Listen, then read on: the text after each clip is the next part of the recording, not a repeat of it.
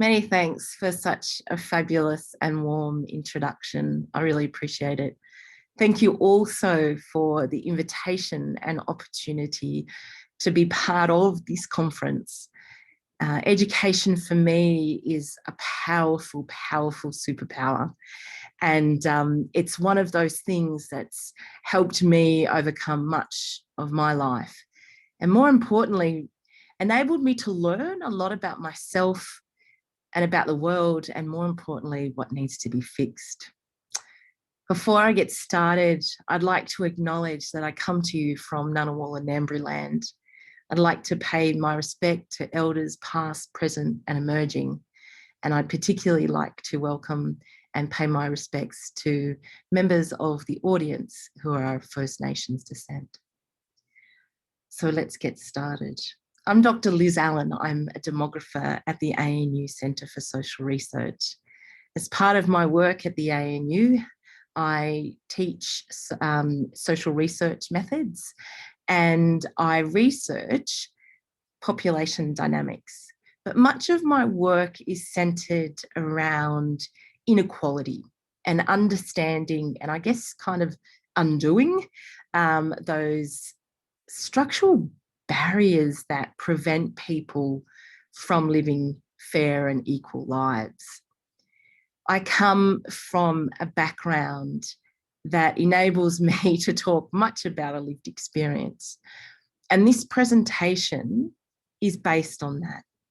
What can we learn about a former poor kid's experience and how education was a passport to life? Now, I'm pretty sure you'd all be able to recite the research around this, that education and training determine much of our lives. It's just one of those things that I think we don't even need to rely on research and evidence. It's we can look around us and see that very very confronting reality. Things like the types of jobs that we do are determined by our education and training backgrounds. The health across our lives, our health outcomes are determined by our level of education and training, and of course, our employment. Our level of income, of course, is then connected to our employment, our health, and this is also comes back to education and training. Our general and kind of overall well-being is also impacted by one's level of education and training. And I think what's particularly important here, that at the moment I'm talking about individuals, but individuals are often parents or caregivers. And just as much as my job, my health, my level of income, my well-being is related to my level of education and training, my children also experience a level of well-being afforded by my education and training. Just like my education and training is related to generations past. In fact, we see life expectancy, overall life outcomes across generations related to education and training. It's a sad reality that in Australia, your socioeconomic status almost determines the quality of life and the length of life that you'll have. And as I said before, social mobility plays a large role here. In Australia, we like to think that we're a classless country. In fact, we're not. There are many manifestations of class in Australia. And I think what makes it so difficult and so pernicious an issue is that we don't necessarily see it or recognise it as readily as some other countries, but it's there. So when we think about inequality and we think about social mobility, Social mobility in Australia, there's not a lot of it, right? What does that mean? Well, it means that the family that you're born into and the characteristics, the demographic characteristics of that family will largely determine your life outcomes. But education and training opportunities shouldn't be granted along these lines of socioeconomic status, class, and so on. Because what we see in Australia is that with very little social mobility, the circumstances you're born into accumulate over life. So if you're born at a lower base, so to speak, of socioeconomic status, that's going to increasingly compound over life. You know, it's not going to get better for you. In fact, the gap between the haves and the have-nots, so to speak, widens over the life course. Because what we see with the ladder of life is that kind of the compounding and the cumulative impacts of disadvantage, of inequality, just make life incredibly difficult for people from lower socioeconomic backgrounds. Whereas those that are born into relatively higher socioeconomic backgrounds have a bit of a sweet life, right? I'm not saying it's all rosy, but I'm saying comparatively, the opportunities and the advantages that people have from a decent or higher, relatively higher socioeconomic status means that there's an enormous gulf between the haves and the have-nots. And this increases over the life course. But it doesn't need to be that way.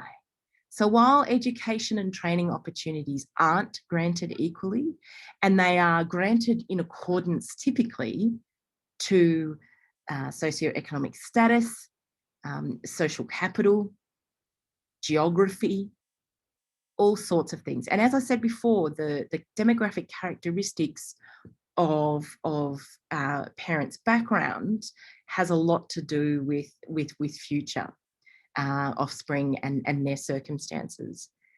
This means that we're seeing a transference, if you like, of disadvantage across generations, or a transference of privilege and wealth.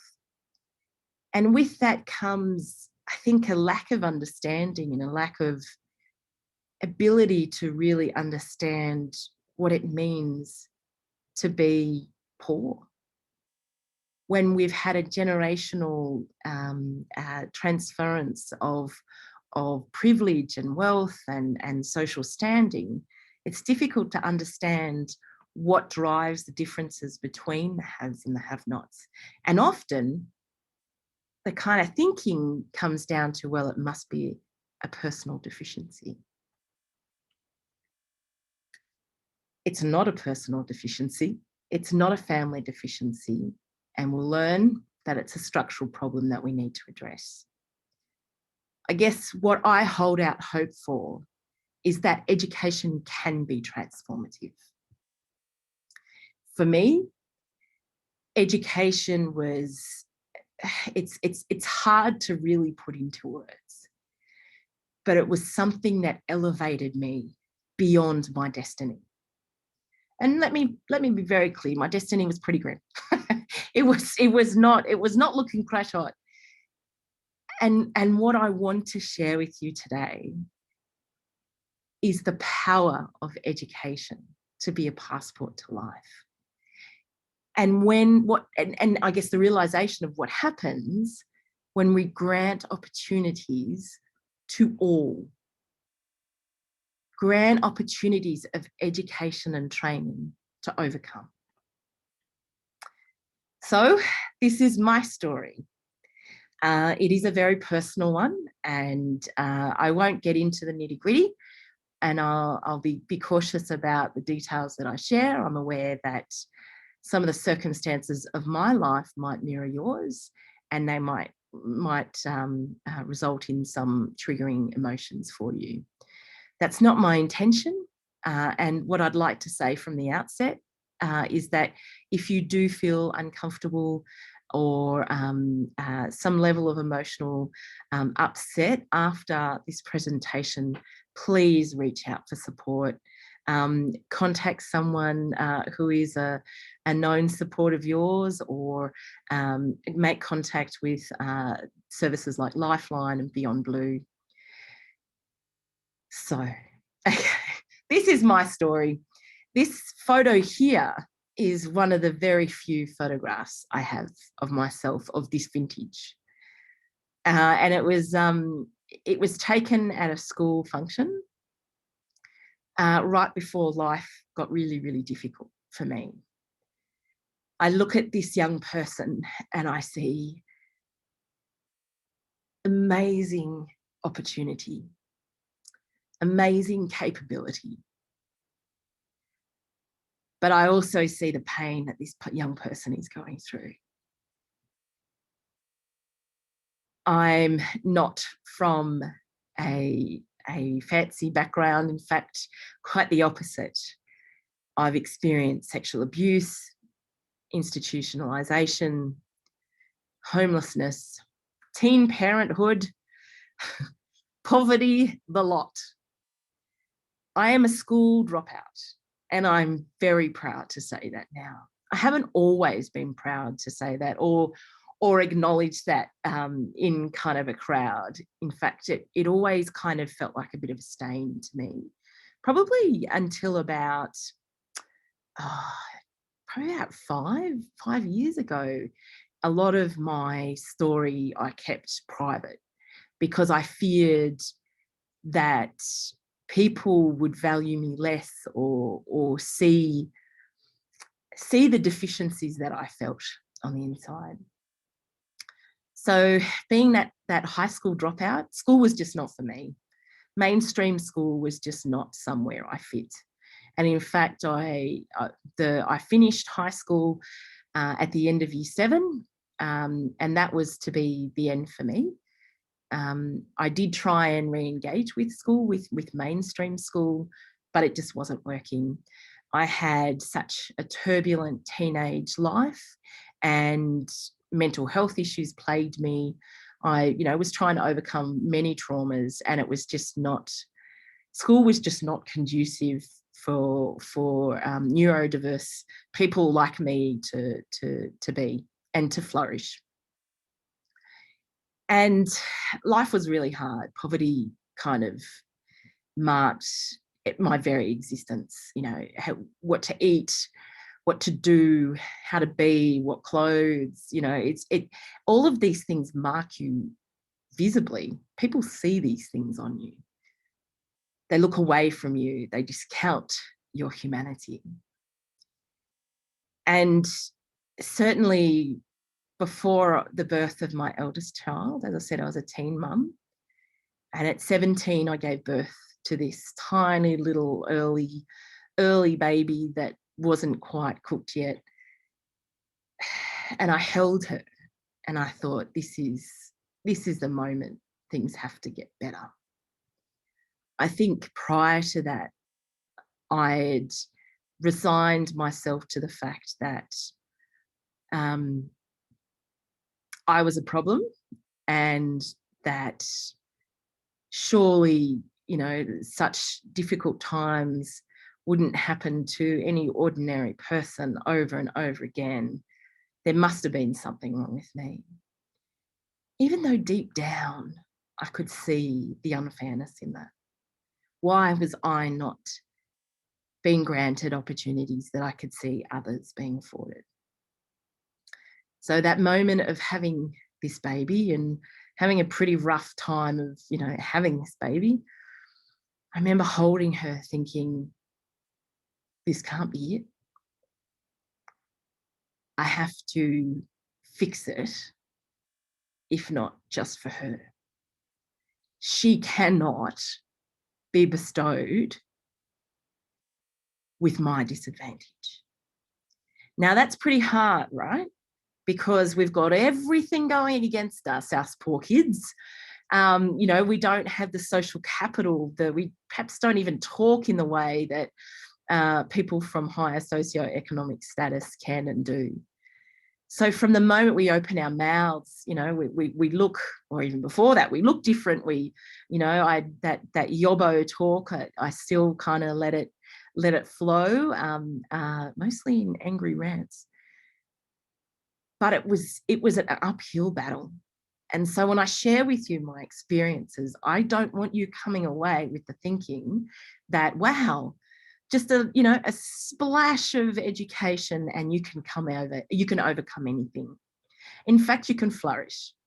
Well, it's not that way. I'm still overcoming, but I like to think I'm flourishing. Because when my daughter was about 9 months, I think, I returned to schooling, not in the mainstream though. I went off to Mount Druitt TAFE. A proud Western suburbs girl am I. And Mount Druitt TAFE was like a beacon of hope. It took me two train treks to get to Mount Druitt TAFE from where I was. And I would have to make the decision on a daily basis about how I get there. Do I get there? How can I afford to get to TAFE while also eating lunch? And often I didn't eat lunch. I would cover the costs of transport because it was more important. What TAFE opened my eyes to was that there was a far more rich world than I'd been exposed to. Not rich in dollar cents, rich in the diversity of people, of the experiences of people. And what not only the group of students really showed me, but the teachers also, was that I was okay, that I wasn't the problem, and that with a little bit of support, and of course with opportunities, I could overcome. I'm not talking about being fixed and my socioeconomic status kind of miraculously kind of converting to something wonderful. I could overcome even in a mindset that I wasn't the problem. I was exposed to educators that were, the only way I can describe them, real humans. I felt like I was one of them. And it was probably the first time in my life that I realized that I had a place and that I fit in somewhere. So the students had stories like mine, the teachers had stories like mine, and I was welcome. And what TAFE showed me was that there was more to life than what I'd experienced. And it kind of ignited a fire underneath me to get from life everything that I saw others getting. I was entitled to that too, right? So I went off to university and I enrolled in a Bachelor of Social Science at Macquarie University. And again, I made the trek into university each day, long before recordings of any kind. And it was a long journey. Like this time it involved train and a bus. And I'd often go without food. So it was a hungry and painful endeavour, but it was worthwhile because I was not going to let those rich fancy pants people get the better of me. I believed I had the right. And the way to get there and the way to overcome was by having that piece of paper, by having that passport to life. So while at university and while being laughed at in tutorials for sounding and looking odd, and I did, let's be honest,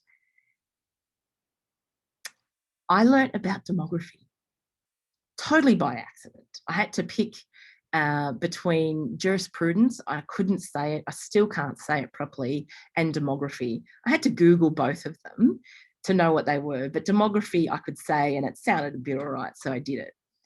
But I realised that I wasn't the problem.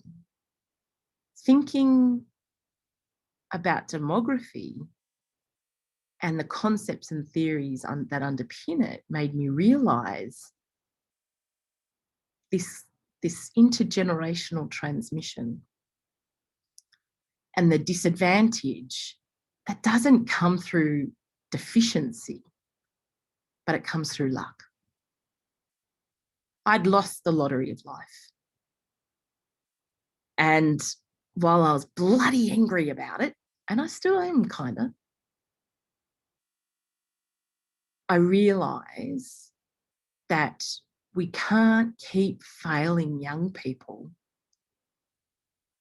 when we know that education can be so transformative.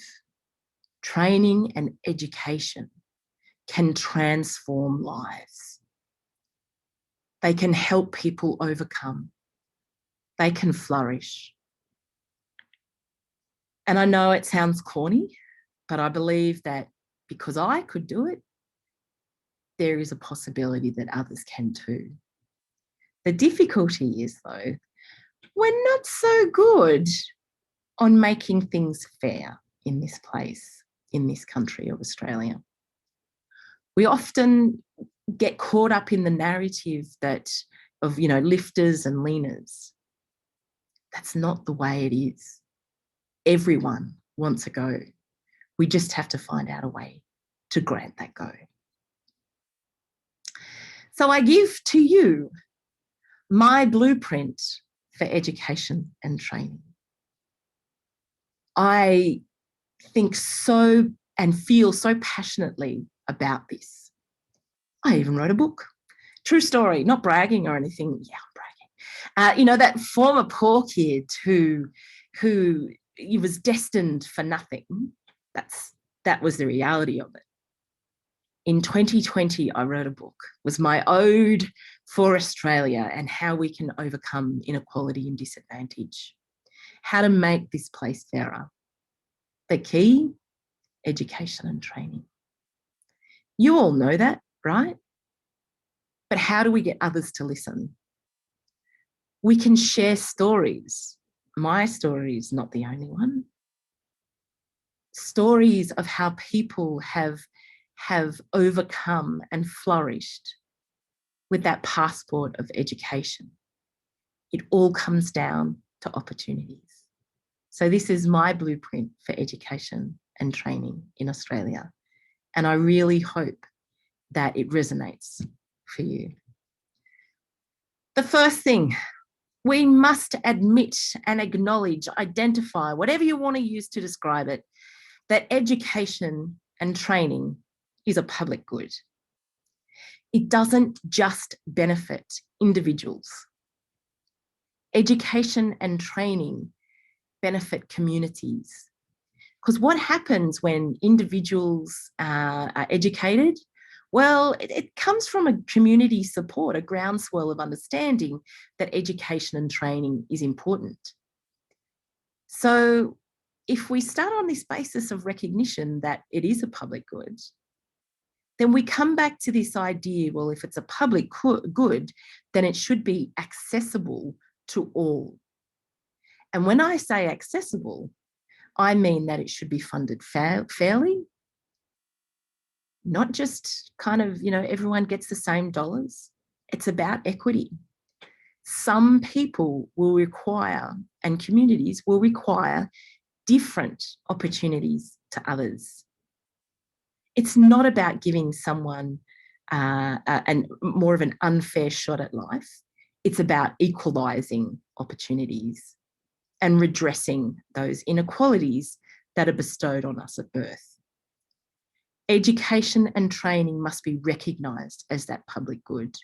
That education and training is vital to the success of any nation's economy. Australia is no different.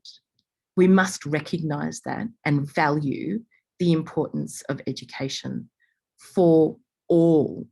We all benefit when people are granted the same opportunities in outcomes.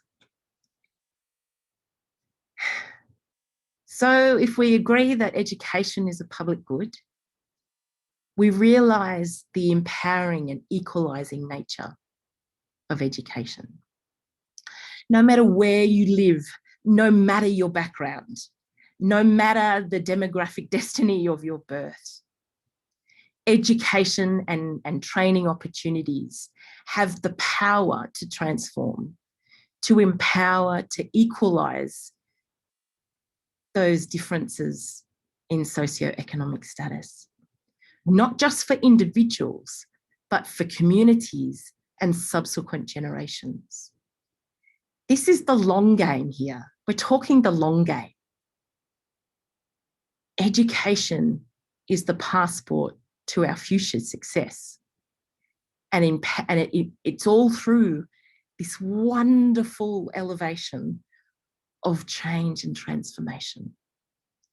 And we have so much opportunity here. We see it in our classrooms. We see it in our TAFEs and our colleges and our hands-on hairdressers and plumbers and, you know, the on-the-job training type things. There are educational superheroes everywhere. You're probably one. Doesn't mean you're great. Don't get too excited yet.